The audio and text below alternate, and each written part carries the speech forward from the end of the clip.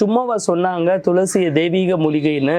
இதில் vitamin A, C, D, zinc, iron, potassium, calcium போன்ற விஷயங்கள் கொட்டி கிடக்கிறதுனால தினமும் ஒரு 10 இலையை எடுத்து நல்லா காய்ச்சி அதில் தேனில் கலந்து காலையிலையும் இரவுலையும் நீங்கள் தொடர்ந்து குடிச்சிட்டு வந்தீங்கன்னா உங்களுக்கு நெஞ்சு சளி, இரும்பல் போன்ற விஷயங்கள் இருந்துச்சுன்னா காணாமல் போயிடும். அது மட்டும் இல்லாமல் வெயிட் லாஸ் பண்ணணும்னு நினைக்கிறவங்க இது கண்டிப்பாக குடிச்சிட்டு வாங்க. டயபெட்டிஸ் இருக்கிறவங்களுக்கு சர்க்கரை நோயை நல்லாவே கட்டுப்படுத்துது அப்படின்னு சொல்கிறாங்க. நல்லா சுறுசுறுப்பாக இருக்கிறதுக்கு, அனிமிக் போன்ற பிரச்சனைகளுக்கும் இது தீர்வளிக்கிறதுனால கண்டிப்பாக இதை ட்ரை பண்ணுங்கள்.